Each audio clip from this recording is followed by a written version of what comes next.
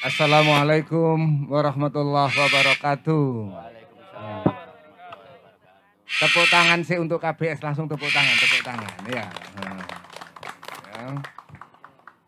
Alhamdulillah pagi ini kita dari Sekolah Pascasarjana Universitas Airlangga dalam acara Airlangga Forum bisa diselenggarakan di Kebun Binatang Surabaya, Kebun Binatang Kebanggaan Indonesia. Tepuk tangan mana? Pokoknya karyawan yang tepuk tangannya kurang, kita catat Pak Dirut. Nah, kita catat ya. Soalnya ono sing kurang mau, berarti tepuk tangannya diulangi manen. Di sing paling banter, tepuk tangan untuk KBS. Ya. Kayak layak oleh bonus KB. Ya, ngaten nggih.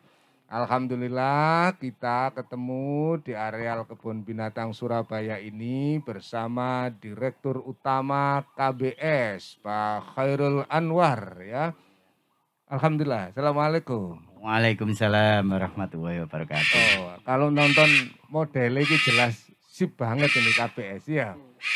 Saya ini tadi maunya putih tok, tapi berhubung KBS itu warna hijau, saya langsung hijau-hijau ini tadi ya. Menyesuaikan saya ini Pak Khairil ya. Pengalaman berapa tahun Pak Khairil? Alhamdulillah baru 4,5 tahun untuk tahun. di Lembaga Konservasi Kebun Binatang Surabaya ini. Oh iya, jadi ini rungokno ya para sahabat Airlangga Forum. Ini adalah lembaga konservasi, bukan sekedar investasi. Ya, nah ini urusan konservasi. Alhamdulillah. Di acara pagi ini dalam rangka memperingati Hari Air Sedunia, untuk itu pas di kanan kiri ada kolam air. Syutingnya, kolam air. Ini karena peringatan Hari Air. Nah, enggak no Mas Rizky, ya putar itu airnya ya. Ini Hari Air, karena ini air tapi juga konservasi, sehingga ini ada satu satwa burung kita. Nah, Yakobs namanya. Assalamualaikum Yakob. Selamat pagi Kob. Yakob. Nah, suaramu menyapa alamku. Wah, luar biasa ya. Dan kita langsung dihadiri oleh Profesor Dr. Sri Panca Madyawati. Assalamualaikum Prof. Waalaikumsalam Pak Jojo, Prof Jojo. Nah, ini guru besar dari Fakultas Kedokteran Hewan Universitas Airlangga, sekaligus Wakil Direktur Bidang Sumber Daya. Jadi urusan sumber-sumber karo doyo-doyo di beliau. Jadi itu di Prof. Sri Panca dari Sekolah Pascasarjana Universitas Airlangga. Apa mana di sini Pak Dirut didampingi oleh Dewan Pengawas ngoten nggih. Wah, Ketua Dewan Pengawas Insinyur Haji Kristomo MM. Ndi mike Mas Kris? Assalamualaikum Mas Kris. Waalaikumsalam. Selamat pagi Prof Jojo. Selamat pagi, dan tidak ada Kris yang paling utama kecuali Kristomo. Amin, amin. Ya, untuk itu nih KBS dua Kris ini berarti bisa menuntaskan semua persoalan di sini ya. Amin. Itu wis suwe sampean tugas.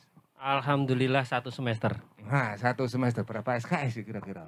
Nah, ya. Nah, kemudian hadir pula di sini dari komunitas Kota Sejuk Nganjuk. Nah, kalau ini Pak Sus ya, tepuk tangan. Kenapa ditutup masker? Mergo ketok bogang ini gak ditutup. Nah, jadi ya, beliau akan banyak memberikan sesuatu yang bersifat konservasi tadi itu, dan nanti kita akan ketahui. Mike sama cekel Mike. Nah, Assalamualaikum. Waalaikumsalam warahmatullahi wabarakatuh. Waalaikumsalam. Berarti nek ngene iki gak sida berangkat umroh ya. Siap.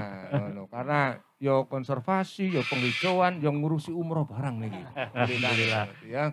Alhamdulillah, dan hadir di sini seluruh jajaran pimpinan dan karyawan Kebun Binatang Surabaya dan Sekolah Pascasarjana Universitas Airlangga. Ping loro mau lak tepuk tangan kanggo KBS ya. Mosok kanggo UNER gurunge ya. Tepuk tangan untuk Sekolah Pascasarjana Universitas Airlangga. Terima kasih. Dan acara Airlangga Forum bersama KBS ini akan tayang di channel YouTube kami, di Facebook, Spotify, Instagram, TikTok apa mana Mas? Dan akan disimak oleh jejaring kami di seluruh kampus-kampus besar di Malaysia, gitu ya. Dan juga di Nagoya University yang senantiasa mengikuti kerjasama dari Sekolah Pasca Sarjana Universitas Airlangga. Pertama tentu dalam rangka memperingati Hari Air Sedunia 22 Maret 2021 yang mengambil tema Valuing Water, menghargai air. Menghargai air, dan air adalah untuk kehidupan. Nenong Jawa jenenge banyu urip, air untuk kehidupan, water for life, kan gitu no. Dan di KBS ini tentu tidak ada kehidupan kalau tidak ada air. Untuk itu di sebelah kanan kiri acara ini telah ada air-air yang kita bisa saksikan bersama-sama. Dan kita akan tanya betapa pentingnya menjaga KBS ini, untuk tahu apa itu KBS dan program-program KBS, termasuk di area-area konservasinya. Kita simak ungkapan dari Direktur Utama KBS Pak Khairul Anwar. Tepuk tangan menyambut ucapan beliau ya. Apa yang dilakukan untuk KBS selama ini dan apa arti penting KBS bagi konservasi Pak Direktur? Silakan dijelaskan Pak Direktur. Bismillahirrahmanirrahim. Assalamualaikum warahmatullahi wabarakatuh. Yang kami hormati Prof. Panca, Guru Besar Fakultas Kedokteran Hewan UNER, Pak Parto selaku host, dan juga tamu kita dari Nganjuk, dan juga Pak Kris, Ketua Dewan Pengawas Kebun Binatang Surabaya. Alhamdulillah tidak terasa saat ini Kebun Binatang Surabaya sudah berusia 104 tahun. 104 tahun Pak. Usia yang tidak muda lagi. Dan perjalanan bagaimana perusahaan ini mulai dari zaman Belanda, ya, dan return. Istilahnya orang-orang zaman dulu itu kalau mau masuk ke KBS, kalau lebaran biasanya nang ten return. Kalau belum ke sini, terinten ya, terinten. Jadi kalau ndak ke sini itu rasanya belum madakno rupa. Nah, situasi itu ternyata menjadi kultur yang tidak bisa dihilangkan. Karena itu hampir setiap tahun, apalagi kalau pas lebaran ya, mobilisasi pengunjung kepada Kebun Binatang Surabaya itu seperti sebuah ritual. Termasuk lengkap dengan beber klosonya. Nah, dan dalam perkembangan itu memang KBS mengalami pasang surut di dalam pengelolaan, baik itu pengelolaan sebagai perusahaan lembaga konservasi yang bergerak di dalam core bisnisnya itu adalah untuk mengelola manajemen konservasi, edukasi, dan juga rekreasi. Tapi persentase terbesar adalah bagaimana manajemen konservasi sebagai salah satu ikon kota Surabaya yang juga merupakan salah satu basis dari RTH, ruang terbuka hijau yang di kota Surabaya, untuk menjaga kestabilan dan keseimbangan bagaimana temperatur dan iklim utamanya di seputaran kota Surabaya dan Gerbang Kertasusila. Ini merupakan salah satu pokok pangkal bahwa mengapa Kebun Binatang Surabaya merupakan salah satu lembaga konservasi yang sekarang lagi diperhitungkan. Oleh karena itu, sebagai salah satu ikon kota Surabaya juga, Kebun Binatang Surabaya, alhamdulillah setelah 4,5 tahun ini, kita mulai merangkak untuk melakukan berbagai model sistem pengelolaan dengan mengacu kepada bagaimana pemenuhan animal welfare terhadap seluruh satwa yang saat ini berjumlah 2.225 dengan 212 jenis satwa. Ini merupakan salah satu lembaga konservasi yang mempunyai komunitas satwa yang paling banyak. Oleh karena itu, di dalam luasan 15,4 hektar ini, kita sekarang juga lagi merencanakan sebuah desain bagaimana Kebun Binatang Surabaya menjadi modern zoo tapi tetap tidak meninggalkan nilai heritage dari sejarah berdirinya Kebun Binatang Surabaya. Dari desain yang kita susun, kita sudah menyusun bisnis plan terkait desain konservasi yang mana di dalam pemenuhan animal welfare terhadap seluruh satwa itu nanti ada pembaharuan, tidak hanya daripada bagaimana peningkatan sistem pengelolaan daripada kesehatan satwa, tapi juga bagaimana pemenuhan seluruh enrichment yang ada di lingkungan kandang dan juga di seputar kandang itu memberikan kenyamanan dan nilai-nilai konservasi yang bisa dinikmati tidak hanya dari nilai estetikanya, tapi juga bagaimana kesehatan masyarakat bisa terakomodir di dalam rangka menikmati lembaga konservasi yang ada di kota besar ini. Kemudian satu hal lagi yang perlu kita sampaikan adalah perkembangan dalam nilai-nilai konservasi di masa milenial ini. Kita juga sudah mengembangkan sebuah program untuk pengembangan nilai-nilai milenial di Kebun Binatang Surabaya dengan menerapkan sistem pembelian tiket online ya, dengan melakukan kerjasama dengan perbankan dalam pembelian dalam bentuk e-ticketing.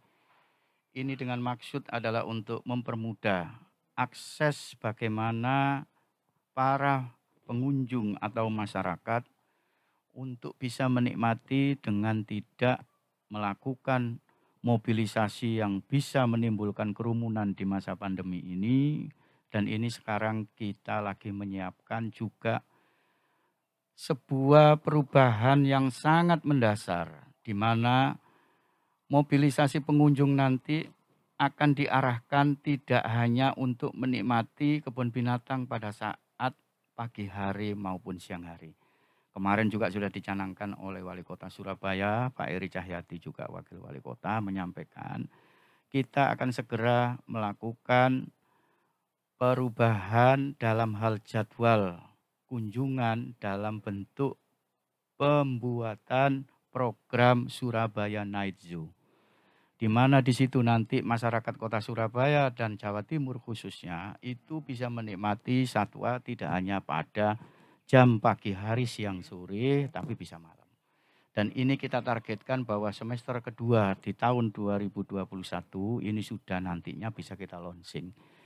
Itu program-program besar, di samping kita nanti juga sudah melakukan kerjasama dengan lembaga-lembaga konservasi yang lain, termasuk juga lembaga-lembaga yang peduli dengan lembaga konservasi yang ada di Kebun Binatang Surabaya dan juga perguruan tinggi. Kita sudah mencanangkan termasuk dengan LIPI, kita juga sudah melakukan komunikasi dan kerjasama untuk penelitian, di mana anak-anak didik utamanya para calon dokter hewan, khususnya untuk saat ini yang dari UNER itu sudah semacam ini tempat praktek yang pasti akan ke sini, tidak kemana-mana ya.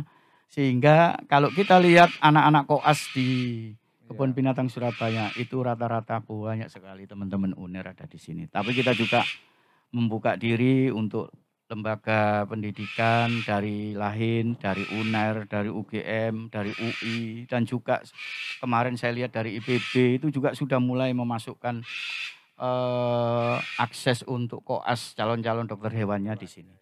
Saya kira itu perkembangannya sementara yang mungkin belum sempurna Pak Parto, tapi kita terus sebagai agen of change bergerak untuk optimis bahwa ke depan Kebun Binatang Surabaya bisa mengikuti perjalanan zaman dan juga bagaimana nilai-nilai konservasi menjadi tujuan utama dari keberadaan Kebun Binatang Surabaya ini. Terima kasih. Wassalamualaikum warahmatullahi wabarakatuh. Waalaikumsalam.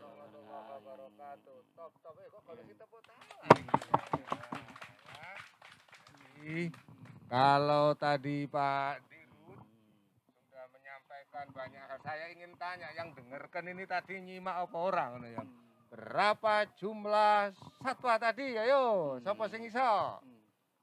Nah, karena sing hafal toh. Nah. 2.200. Wah, Mbak Foni langsung harus dikasih voucher ya. Terus kalau jumlah spesies. Nah, 200 piro? Enggak usah ditepati nih sampean jawabnya tepat lah dadi direktur. Nah, sing apal iku cukup direktur. Nah, cukup direktur sing tepak itu ya. Nah, karena sudah kita buat kuis langsung gitu-gitu itu ya. Jadi KBS tadi juga animal welfare luar biasa karena harus animal welfare. Ya, satwa harus bersejahtera maka KBS kebun binatang sejahtera. Nah, kebun binatang sejahtera. Nah, kalau binatangnya sejahtera apa maneh karyawane. Nah, iya toh? Ini. Karyawan sing tepuk tangan ini jelas kebutuhan sejahteranya penting. Nah, ya. Alhamdulillah. Jadi berkenaan dengan program-program animal welfare itu saya yakin Prof Panca sangat punya ahlian untuk apa? Skema bagaimana membangun KBS dengan visi kesejahteraan satwa, konservasi, edukasi, dan turisme tadi yang secara terpadu. Dan bagaimana cara perawatan satwa menurut tradisi-tradisi medisnya tentunya karena beliau ini dari Fakultas Kedokteran Universitas Airlangga. Ini pokoknya ngomong kedokteran hewan kono mana Mas. Ya kono mana ini Jawa Timur ya. Nah, kita mesti harus di Universitas Airlangga dan beliau juga Wakil Direktur Bidang Sumber Daya di Sekolah Pascasarjana Universitas Airlangga. Dari apa yang disampaikan oleh Pak Dirut, saya persilahkan Bunda Prof Panca untuk merespon, melihat program-programnya sekaligus visi besar untuk kesejahteraan satwa. Dan areal ini adalah konservasi, edukasi, dan juga wisata secara terpadu. Silahkan Prof Panca. Matur nuwun Prof Jojo. Kedengar ya? Iya. Matur nuwun Prof Jojo atas waktu dan kesempatannya. Mohon izin Pak Direktur untuk menyampaikan beberapa hal ya. Jadi kalau dengan KBS ini hubungannya dengan khususnya dengan FKH Fakultas Kedokteran Hewan Universitas Airlangga itu sudah berjalan cukup lama Pak Direktur. Kita baik dari dosen maupun mahasiswa itu selalu berhubungan baik secara penelitian, kemudian pendidikan maupun pengabdian masyarakat gitu. Beberapa tahun yang lalu kami juga melakukan penelitian bersama terkait dengan teknologi inseminasi buatan pada ANOA pada saat itu. Kemudian kalau untuk mahasiswa tentunya sangat peran penting dari KBS ini adalah untuk mendidik calon-calon dokter hewan untuk melakukan koasistensi di sini. Belajar baik tentang animal welfare, kemudian tentang bagaimana cara menangani kesehatan hewan yang benar, kemudian biasanya melakukan kegiatan-kegiatan di ruang karantina untuk proses-proses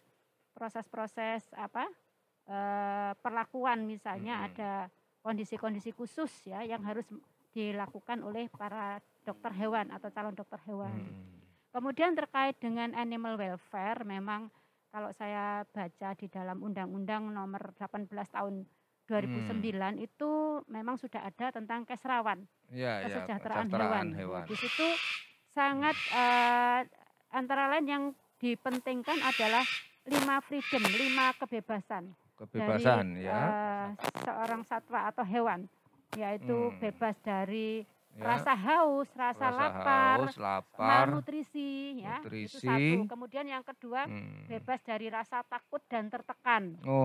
Kemudian bisa. Ya aku iki seneng tok iki. Wes saenake kok suarane ngene iki. Kemudian bebas dari rasa sakit, luka dan penyakit. Kemudian bebas, yang keempat bebas dari kondisi stres karena suhu panas dan kondisi yang tidak nyaman, lingkungan yang tidak nyaman. Kemudian yang kelima itu bebas untuk mengekspresikan tingkah lakunya alamiahnya. Jadi kalau saya lihat semakin ke sini ya proses perubahan, mungkin dari perubahan pengelolaan ya, sampai dengan saat ini saya merasakan bahwa sekarang semakin sejahtera ya di sini ya Oh kelihatannya. iya, kalau lihat tampilannya ini Bunda memang Tampilannya sudah ini sudah cantik, tampil sejahtera. hijau gitu ya, Mm-mm. rapi. Kemudian saya lihat satwa-satwanya juga Ketok sangat seger-seger. ya sangat Itu terpelihara dan Engko nyaman jenenge gitu. sapa arek loro iku lho. Ya. Nah, iku. Ketok seger-seger gak Ya, kempir jadi- ya. iya. Gak kempir.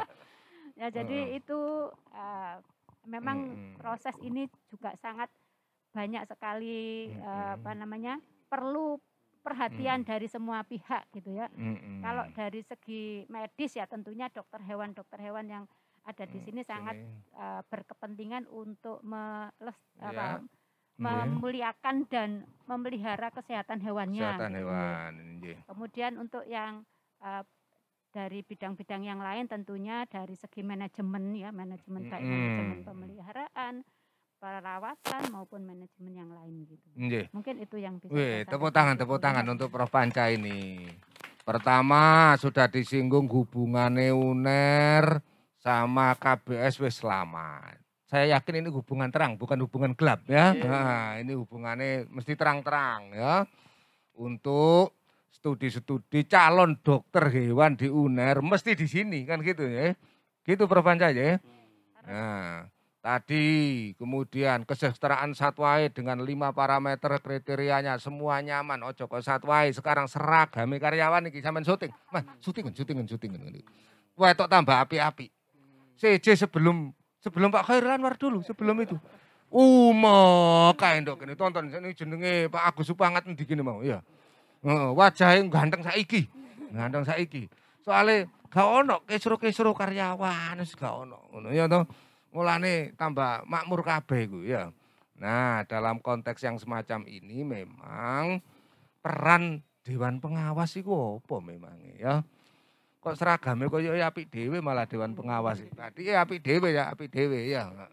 Jadi monggo Pak Kristomo mendapat amanat 1 semester ini ya di dewan pengawas itu. Alhamdulillah. Prof. Jojo, Prof. Panca yang terhormat. Pak Khairul, rekan dari Kota Sejuk, Mas Sus. Alhamdulillah tadi Pak Khairul juga sudah jelentrehke menyampaikan tentang apa yang terjadi di dalam pengelolaan kebun binatang Surabaya. Kami bersepakat bahwa entitas KBS ini adalah lembaga konservasi yang mana ada tugas pokok, tanggung jawab moral dan material. Karena sebagai lembaga konservasi tadi juga dijelaskan oleh Prof. Panca bahwa fundamennya adalah satwa ini harus sejahtera. Ketika satwa ini sejahtera, manusia yang mengelola, pengurus yang mengelola ini akan sejahtera. Karena kami mengajak untuk bersama-sama bahwa sejahtera bersama alam.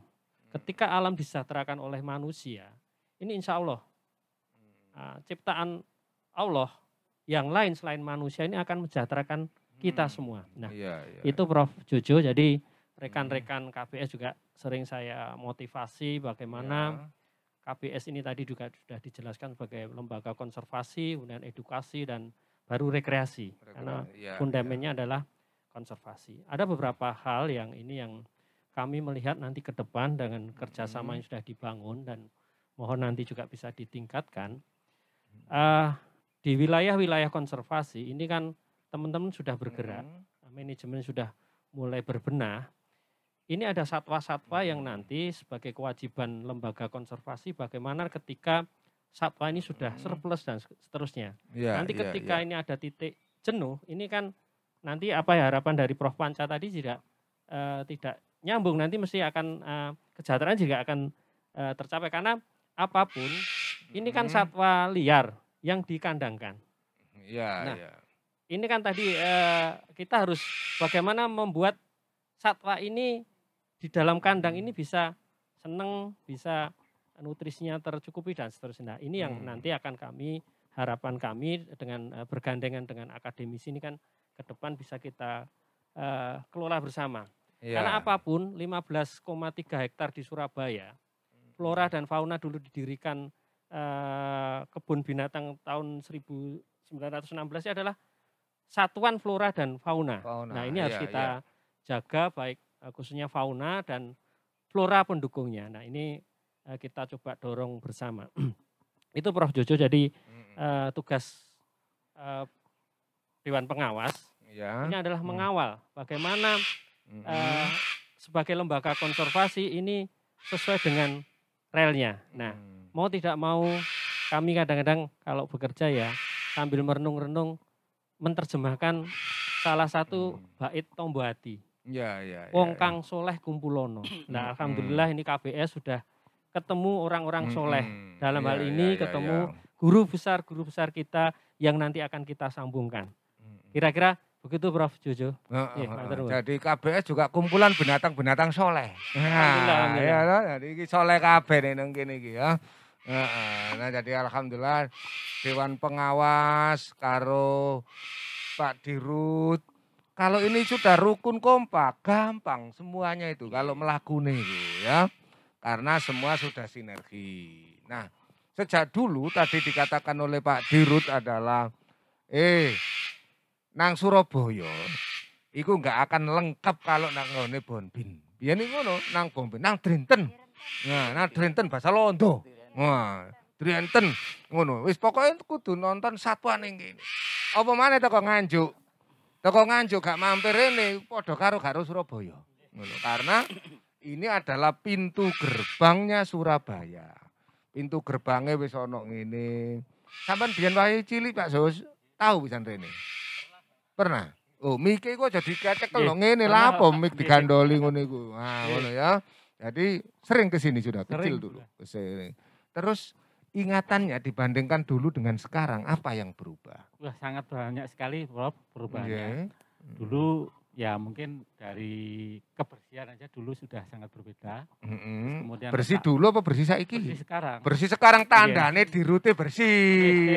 Tepuk tangan ngono ya. Terus kemudian akses masuknya juga sudah sangat bagus, taman-tamannya juga sangat luar biasa. Tadi melaku berang kilo ndewek ya? Nggih.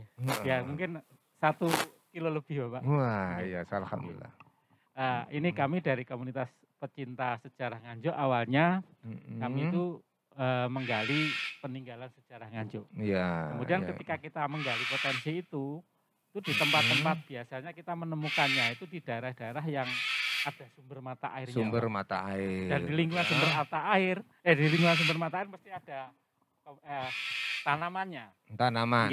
Nah ini dengan kejadian kemarin yang di Nganjuk pernah ada bencana itu, kita juga merasa prihatin. Yang awalnya kita dari penggalian sejarah, ketika kita melihat sumber mata air mulai mengecil, komunitas kami juga bergerak untuk mereboisasi di sumber-sumber mata air. Gitu, Bapak. Ya. Jadi Nganjuk ini pecinta sejarah dan juga lingkungan. Komitmennya luar biasa ya, dulur-dulur Nganjuk. Ada toko Nganjuk budal 5 subuh Mas Agus tepuk ono tangane ngono. Wis nek Pak Agus supangat wis tepuk tangan niku berarti sampean sah rene iki. Sah rene. Iki kok dilebokno beritae lho sampean. Nah wis ngono ya. Nah, Pak Sus ini karena bicara konservasi dan tadi untuk melindungi mata air, Pak Dirut juga konservasi. Tadi kok kayaknya bawa bibit-bibit sampean. Memang bawa bibit. Tadi kita bawakan bibit jeruk Bali kalau. Wah, biar ke syuting, saiki cerane udah acara. Jadi justru untuk pas acara ini diadakno penyerahan 1 bibit dari Kota Nganjuk untuk KBS. Diterima langsung Pak Dirut, didampingi oleh kita semua. Nah, ngono iki wong kampung teko Nganjuk. Lho, jeruke kok wis ana pentile. Nah, aja banter-banter urusan ngono ku mau ya. Nah, monggo diserahkan oleh Pak Budi iki koncone Prof. Nah, sebentar diterima bersama-sama. Nah, bismillahirrahmanirrahim nanti ditanam ya. Dari Nganjuk untuk KBS. Dipotret resmi kok lho, potret resmi dari KBS. Matur nuwun. Nah, sampean tampar nono iki Pak Dirut mosok kok kon nggowo ngene. Nah, pokok sing tanggap ngene iki oleh insentif. Nah, ngono ya. Ya terima kasih Prof. Ini kami juga sedikit memberi masukan. Nggih. Karena dari komunitas kami kita juga berburu tanaman langka. Nah, Tanaman suatu langka. saat kalau kita sudah bisa mengembangkan, mungkin sebagian kita taruh do kirim ke KBS. KBS. Alhamdulillah. Iya. Ojo lali ini KBS ngene, ojo lali uner disumbang. siap, Bapak. Karena nanti jangan lupa juga saya juga ngundang Pak Dirut hari ini langsung kan siaran langsung untuk Ibu ya. Hari Sabtu kita acara tanam dan bagi-bagi pohon, bantuan dari berbagai komunitas termasuk komunitas Nganjuk ini, Kota Nganjuk di areal Sekolah Pasca Sarjana UNER. Mudah-mudahan Pak Dirut sama Pak Ketua Dewan Pengawas bisa hadir. Gitu ya, bisa hadir. Kita ada tanam sekaligus bagi pohon ya. Dalam rangka juga memperingati Hari Air. Karena hari air gak iso urip. Gak iso bertambah-tambah nih gak ono bang air. Nah, bang air itu ya pohon. Pohon itu bahasa Jawa ngono wit-witan. Nah, karena wit-witan berarti permulaan. Berarti barang kawitan, permulaan. Jadi permulaan kehidupan itu ya wit-witan, yaitu pohon. Dan di sini kalau saya tanya Pak Dirut boleh tanya, berapa jumlah pohonnya ini ya? Di KBS ini. Iki ayo dilombano Pak Dirut. Dilombano dulur-dulur iki iso jawab apa ora ya? Nah, monggo. Makna terpenting dari pohon-pohon di KBS selama ini untuk konservasi gimana pengembangannya Pak Dirut? Alhamdulillah hampir 3 tahun ini kita sudah melakukan identifikasi seluruh posisi fauna khususnya, utamanya adalah pohon-pohon yang langka yang memang usianya itu mungkin lebih tua dari nenek saya. Ya, bukan lebih tua dari termasuk saya, dari beberapa negara Kesatuan ya, Republik betul, Indonesia. ya. Ya. Ada beberapa di situ sudah kita identifikasi dan kita beri nama. Nah, itu dari perkembangan yang ada di Kebun Binatang Surabaya, kita sudah pernah hitung ya. Jumlahnya ini di sini tuh hampir 1.600 pohon. 1.600 Pak Dirut ya, ngerti ya. ya. Jadi padahal arep tak lombano niku mau. terus kemudian juga ada beberapa memang yang kita kembangkan, utamanya adalah untuk penanaman pohon-pohon yang sekarang lagi tren di Kota Surabaya. Yang ada di pinggir-pinggir jalan itu yang abebuya, yang apa itu bunganya itu menjadikan sepertinya Surabaya itu bukan kota Surabaya, jadi seperti kota yang ada di luar negeri. Nang Nagoya. Ya, ada di Jepang dan sekitarnya. Tapi untuk bunga sakuranya kita masih sementara kita buatan dulu, Pak. Oh iya ya, buatan. Karena kita belum ngambil apa itu bibitnya dari sana ya. Terus kemudian juga di sepanjang seluruh apa itu eksibit ya, kandang-kandang yang memang kita tata tamannya, tapi ya memang belum sempurna semua.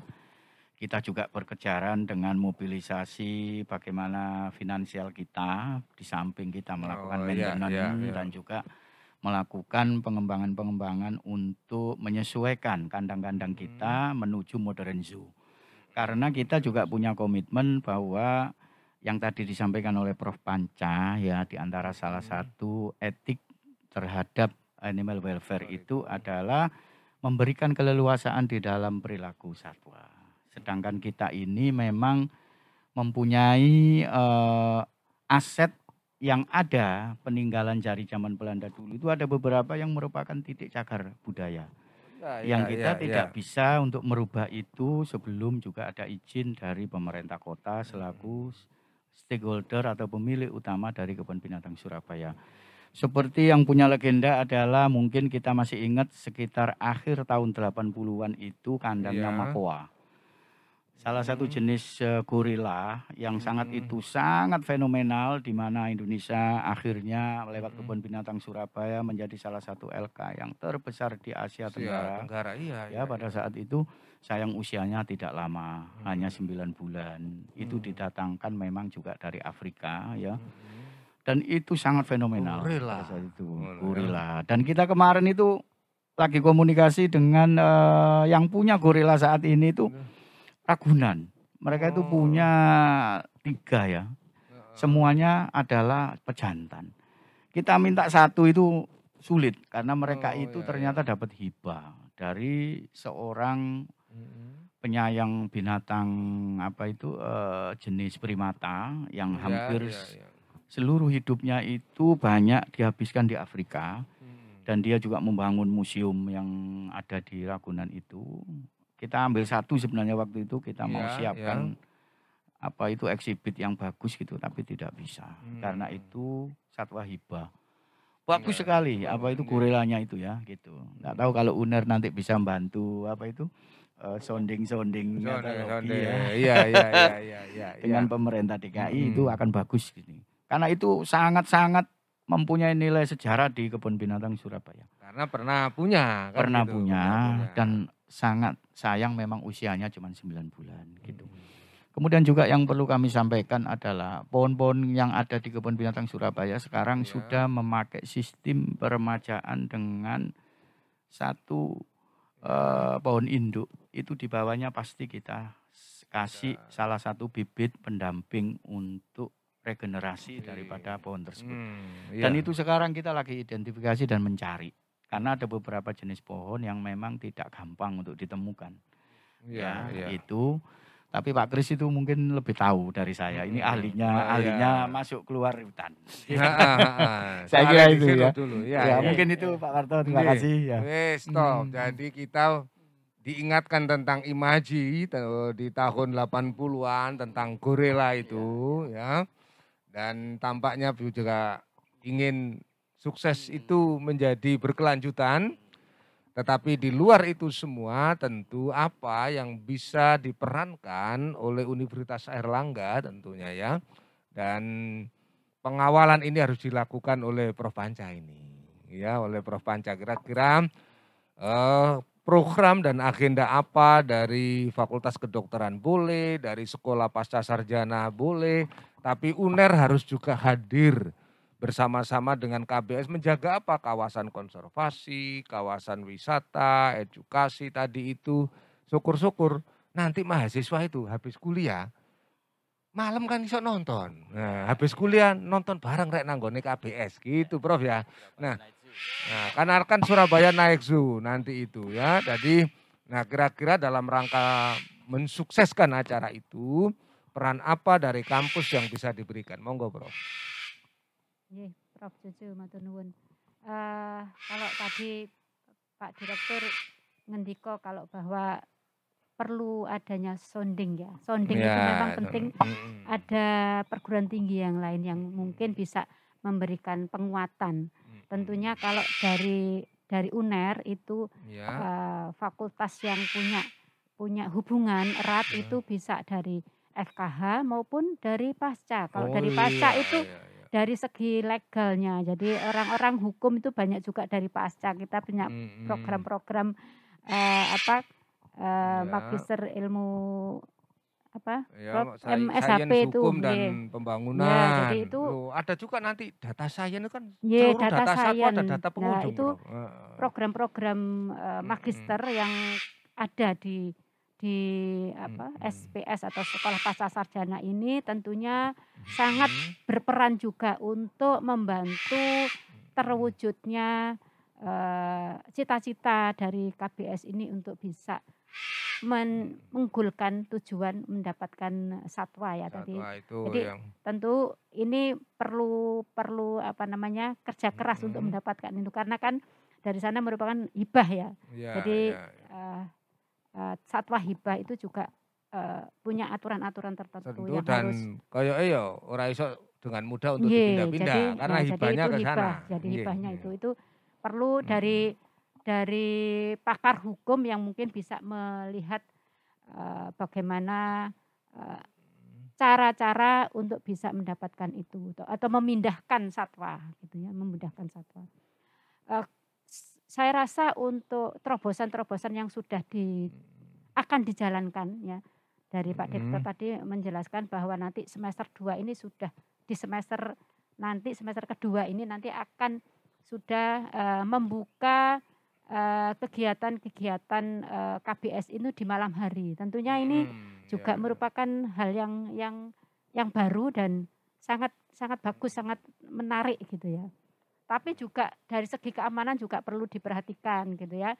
Tidak disalahgunakan, artinya tidak disalahgunakan oleh para remaja ataupun para biasanya kan anak-anak yang memang benar-benar tujuannya bukan untuk pembelajaran, bukan edukasi, tetapi ada hal lain yang tujuannya ke KBS ini tidak sesuai dengan tujuan kita gitu ya, untuk edukasi. Gitu.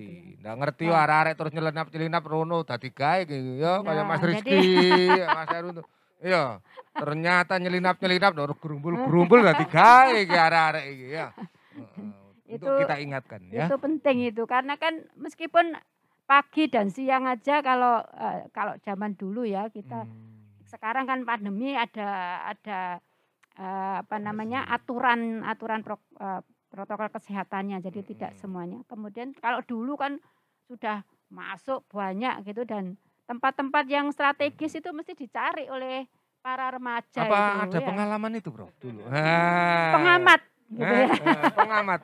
Karena saya juga dulu koas di KBS, jadi mengikuti kegiatan. Kalau gitu. kegiatan di sini, Prof, ya, waktu jadi mahasiswa dulu, jadi Prof. mahasiswa. Iya. Jadi kalau FKH itu di Surabaya ada 2 loh, Pak. Jadi bukan di UNER saja. Di UWK juga ada. Jadi di UWK juga ada. Jadi KBS ini tempat utama untuk kita melakukan kegiatan koasistensi ya. Tapi kan biasanya dibatasi jumlah mahasiswanya, sehingga pasti dibagi di tempat-tempat yang lain, misalnya di TSI, Taman Safari, kemudian di Jatim Park itu. Jadi pasti di sini paling cuma 5 atau 6 orang yang diterima di sini, karena memang kalau terlalu banyak enggak efisien gitu ya, enggak efektif untuk bisa bekerja. Iya, karena dulu kita ini nek KBS urusan umek kae arep rekreasi rene males.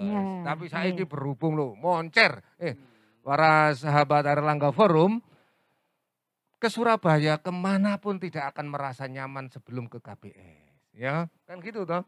Dan Anda boleh rekreasi ke kawasan konservasi manapun, tapi gak koyo ndak KBS.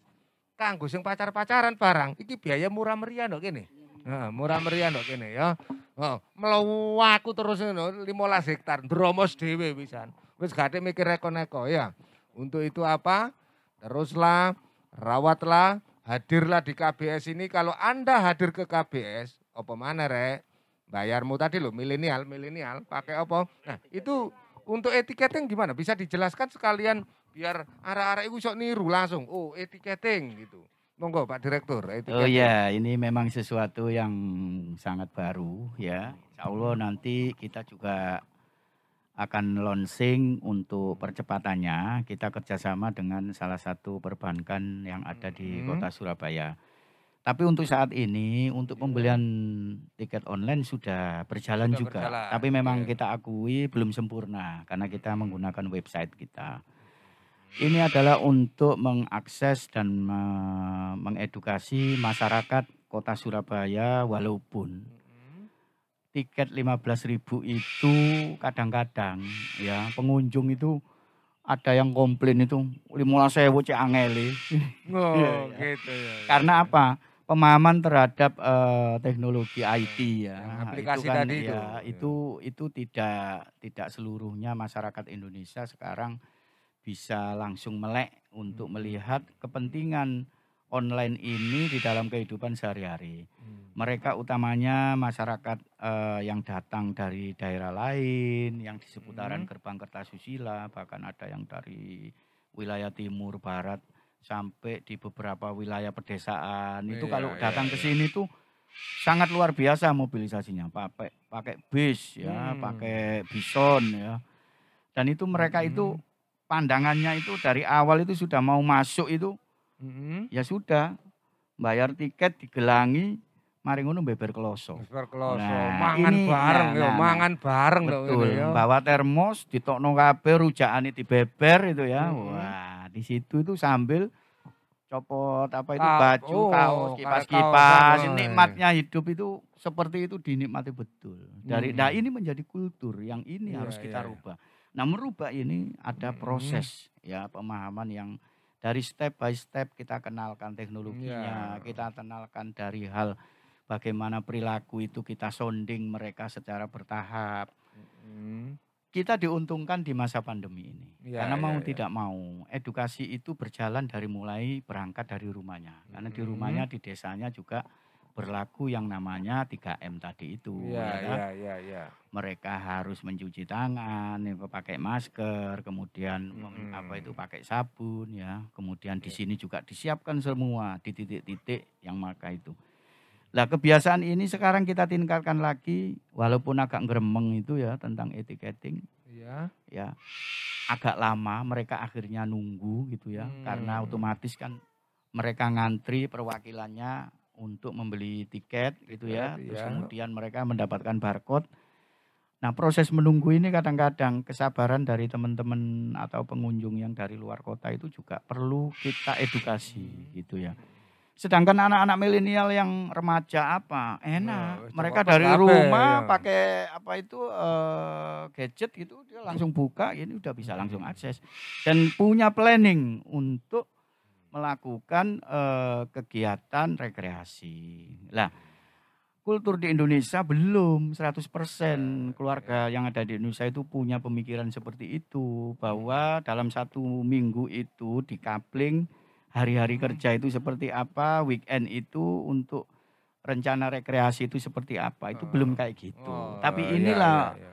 fungsi dan peranan KBS untuk bisa mengedukasi masyarakat bahwa untuk melakukan rekreasi di lembaga konservasi itu sebenarnya ya itu juga ada etika, ada hal-hal yang terkait dengan bagaimana perilaku pada saat mereka berkunjung. Perilaku pengunjung Betul. kepada satwa, Betul. kepada kawasan-kawasan konservasinya gitu ya. Betul. Makanya kenapa di titik-titik kandang kita juga tempelkan dilarang memberi pakan, dilarang melempar satwa ya, dilarang merusak taman. Ini tujuannya adalah mereka untuk bisa diingatkan bahwa satwa ini juga makhluk hidup yang harus dilindungi.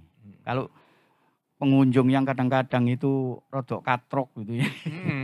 Itu datang itu kepingin perilaku itu satwa itu yang wah gitu loh. Kalau diem aja dilempari. gitu. Dengan harapan bahwa dia itu bangun kemudian lah itu seneng dia itu. Gitu ya. Nah ini kayak ini ngomong kan hiburannya nah, mana ya.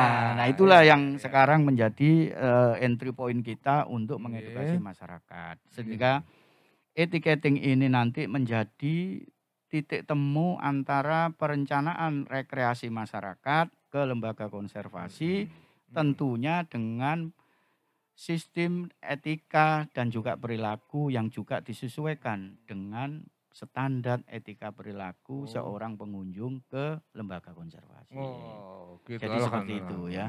Ya. Dan seluruh etiketing ini bisa diakses baik itu dari fintech ya maupun dari pembelian via perbankan. Itu bisa mereka akses nanti ya. Insya Allah kalau tidak ada hal melintang, semester 2 juga kita akan launching. Ini secara besar ya, itu kita launching bahwa KBS otomatis sudah melakukan sistem penjualan etiketing secara integrated ya ke seluruh akses masyarakat di seluruh Indonesia bahkan ada yang di luar negeri. Saya kira itu. Tepuk tangan untuk inovasi ya ini. Inovasi di saat pandemi di KBS melakukan digitalisasi. Ya, persis tugasku, Prof. Nah, urusan digitalisasi dan ini pengunjung-pengunjungnya harus sopan santun ya. Sampai terang no iki arek-arek nih masuk KBS iku biyen sesuai dengan harapan Pak Direktur ya. Siap. Nah, gimana perilaku dari pengunjung dari Nganjuk kok ya teko mana rombongan Nganjuk iki ya. Rombongan Nganjuk iki datang lagi nih ya. Podo ditutup iku nutupi bogange ya Anda. Podo itu. Jadi nah, untuk menjadi pengunjung yang baik punya rumus enggak sampean? Untuk gaya pedoman sampean lihat itu kamera ini kono. Nah, itu biar nanti acara ini disimak juga oleh para pemirsa channel Airlangga Forum itu tahu oh ternyata ke KBS itu ono aturane. Tidak langsung beber kloso lepas kotange kan ngono ya. Ora, tapi tetep mentaati aturane. Monggo jenengan. Terima kasih Bapak. Ini kami juga memberi sedikit masukan kaitannya dengan budaya atau kebiasaan berkunjung. Tidak hanya ke kebun binatang sebetulnya Bapak. Kan diawali dari adat istiadat di Pulau Jawa. Kan setiap kita berkunjung di rumah seseorang kan etika tetap dijaga. Nah, karena tamu yang baik itu kan juga yang kita kunjungi juga akan memberikan respon yang baik pula begitu. Seperti itu Bapak. Dan nanti kita sampaikan kepada masyarakat, kebetulan kita kan yang sering ke daerah-daerah, mungkin sedikit banyak dengan masukan dari KBS seperti ini bahwa etika yang harus dijalankan ketika kita berwisata di KBS, demikian nanti kita jelaskan. Coba neng KBS, coba iki biaya ngecete wis piro iki. Lho, jaga jarak, ya toh. Iki syutingnya masuk ora iki. Lho, lihat. Jadi di KBS pun tetap tidak boleh berkerumun. Taati protokol kesehatan ya. Ndak ada lagi urusan ngene iki koncone iki langsung grumbul kene, grumbul kono ndak. Wis ana tandae. Bunderan-bunderan iki ya. Bunderan-bunderan iki ngene kaya wis iklan aku sakjane ya.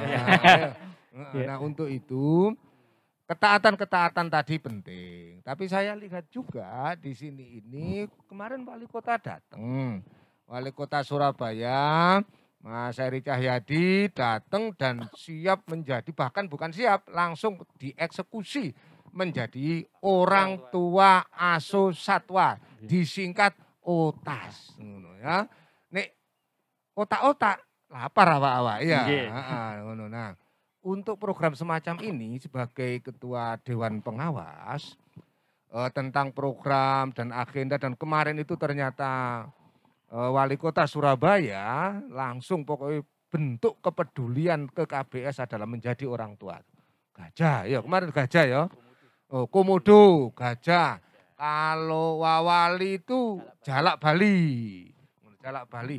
Nah, program semacam ini menurut pemikiran Cak Kristomo kira-kira bisa digulirkan ke depan jauh lebih baik. Itu rumus-rumusin duwe ora sampean. Monggo. Alhamdulillah. Jadi itu salah satu bentuk interaksi antara manusia dengan satwa. Artinya apapun sesuai dengan simbolnya Jawa Timur kan Jerbasuki Mowo Beyo. Nah, beyonya ini kan bisa digandeng siapapun. Alhamdulillah kemarin dengan program OTAS ini kan ada kepedulian para pemangku kepentingan itu untuk peduli dengan satwanya. Insya Allah nanti kita kembangkan selain tadi jenis-jenis yang dikatakan oleh Pak Dirut bahwa ada kelas platinum, kemudian gold, silver, dan bronze dan seterusnya. Ini dalam rangka sesuai dengan kemampuan. Nah ini mudah-mudahan nanti banyak termasuk pelaku usaha yang peduli dengan itu. Nah ke depan juga tadi nyambung dengan digitalisasi. Mudah-mudahan nanti di depan kandang satwa yang tadi sudah diampu ini bisa dipakai teknologi, ada barcode-nya bisa dibuka siapapun bahwa oh ini harimau Sumatera yang orang tua asuhnya adalah Wali Kota Surabaya Pak Heri Cahyadi dan seterusnya. Itu satu hal memang harus kita tumbuh kembangkan. Apalagi pandemi ini memang kami sebagai Dewan Pengawas juga merasakan. Karena dengan pembatasan prokes ini juga akhirnya juga dijadwal oleh Pak Dirut dan teman-teman untuk pengunjungan. Nah ini juga mengalami kendala. Kemudian yang satu hal Pak Prof. Jojo, kenapa kami juga menggandeng sahabat-sahabat penggiat lingkungan? Karena ada satwa-satwa kita yang secara kasat mata ini sudah mulai hilang. Contoh yang sederhana, lutung. Lutung ini sudah mulai hilang. Nah ini kami kemarin gandeng termasuk Kota Sejuk ini kami gandeng, kami titipi, tolong nanti koordinasi dengan BKSD kalau menemukan spesies lutung yang nanti BKSD akan ngambil langkah kemudian akan dititipkan ke kita dan seterusnya. Karena apapun ini satwa-satwa ini juga harus kita lindungi. Kira-kira itu. Nah, selain kemarin saya sehari kemarin aja sudah ketemu ada jenis tanaman yang bukan aneh, memang ini sudah sunatullah dari Gusti Allah bahwa diciptakan ditaruh di Pulau Jawa ini. Ada kemarin pohon janglot. Janglot, ketemu janglot. Ketemu ya? janglot, Kemarin. ketemu. Kemudian ada karang jiwa. Karang jenar. Nah, karang jenar belum Iya, ada di karang sini jenar loh. itu. Belum ada. Iya, di sana Belum, ada. ya, Nanti di sana mudah-mudahan ada, ini, ya, ya. nah ini ada ahlinya pembibitan Bapak Wah, Budi ini kami mungkin kembangkan Kleco ke sana. juga. Makanya kami Belum gandeng ada. teman-teman. Kleco, Bapak. Kleco, Ya, Kleco, Rejoso itu ternyata satu tempat Rejoso. yang memang pohon. Pohon ya, pohon Rundang, rejoso. Rejoso dan seterusnya. Alhamdulillah. Jadi ini Oh, nanti di yang Nganjuk ono pohon rejosonya ada. ada. Udah ketemu. Ya, ini yang nanti Pak Khairul nanti kita titipkan di sini, kita budidayakan, kita tumbuh kembangkan. Kalau sudah besar ya sebagai lembaga konservasi ya kita tanam di mana-mana. Kira-kira gitu, Prof. Iya, Jojo. Iya. luar biasa. Tepuk tangan untuk Dewan Pengawas, untuk KBS. Di sesi terakhir kita ini, sahabat Airlangga Forum, kita sudah dapat sekali banyak hal ya. Tentang keragaman, tentang fungsi KBS, dan potongannya wong-wong KBS saiki lho, seger-seger ngene iki lho ya. Apa maneh arep poso barang ya kayak nah ini saya yakin apalagi nanti ada koyoke poso-poso cocok itu kayak yang Surabaya naik zoo tadi loh ya. Itu kan cocok bengi-bengi. Kayak tadarusan pisan kok kene ya. Heeh ngono ya. Oh ya. Ada Anu, potensi. Nah, ini Prof Jojo nanti kapan-kapan kalau longgar waktu ada tower di sini. Nah, di mana kita bisa ke depan Pak Khairul, nanti memang belum kami diskusikan detail dengan Pak Khairul.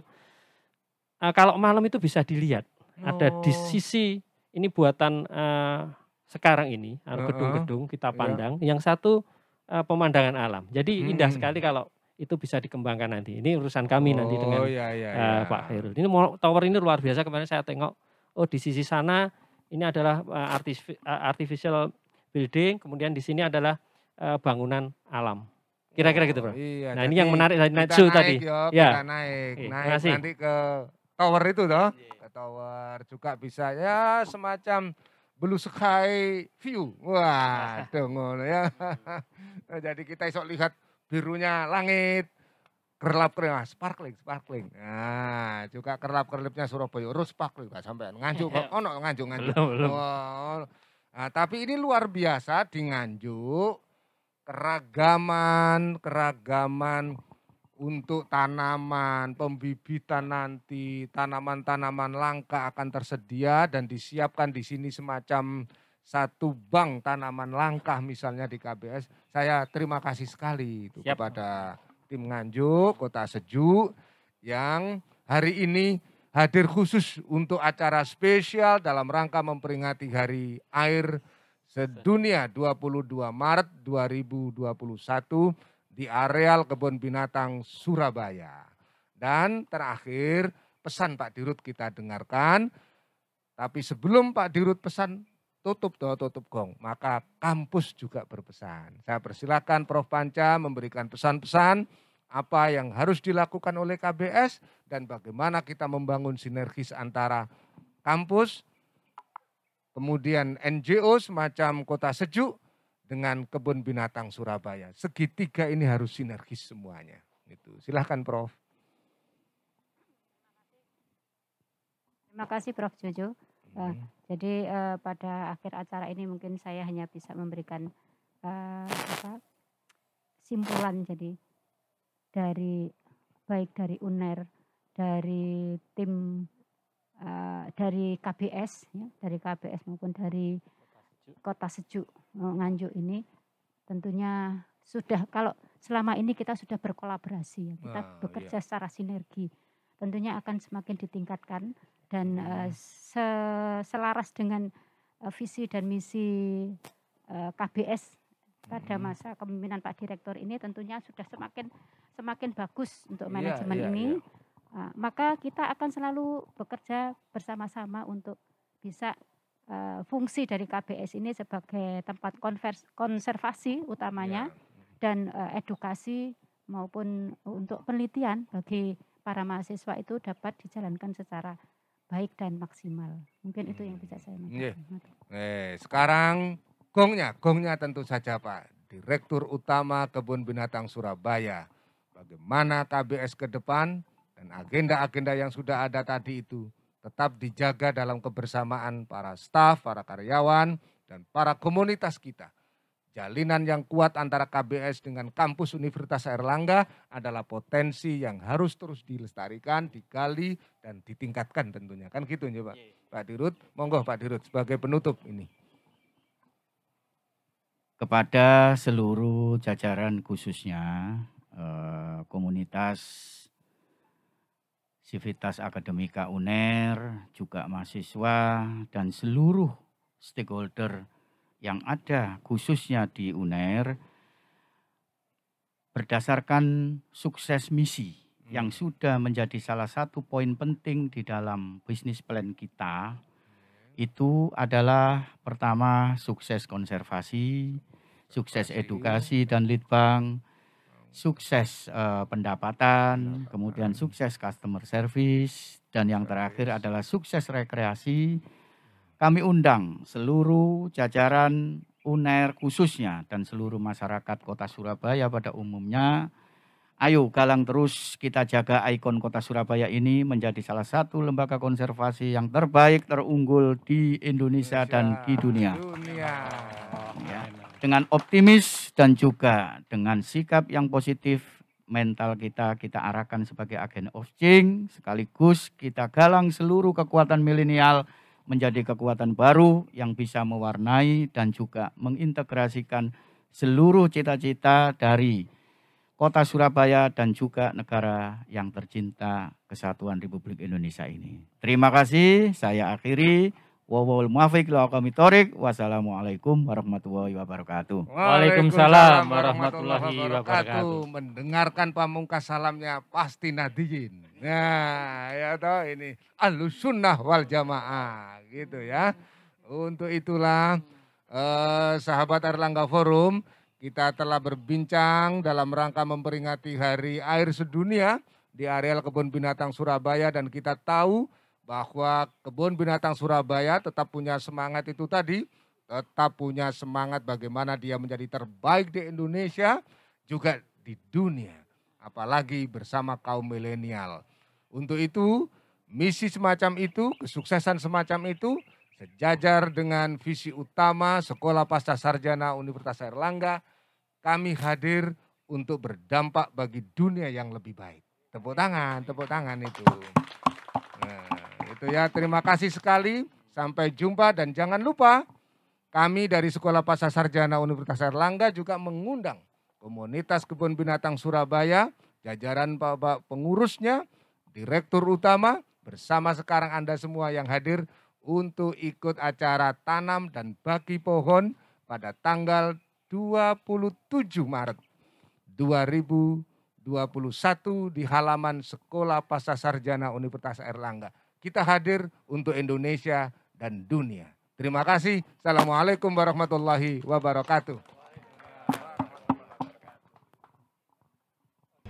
KBS baru. Yes, yes, yes. UNER hebat.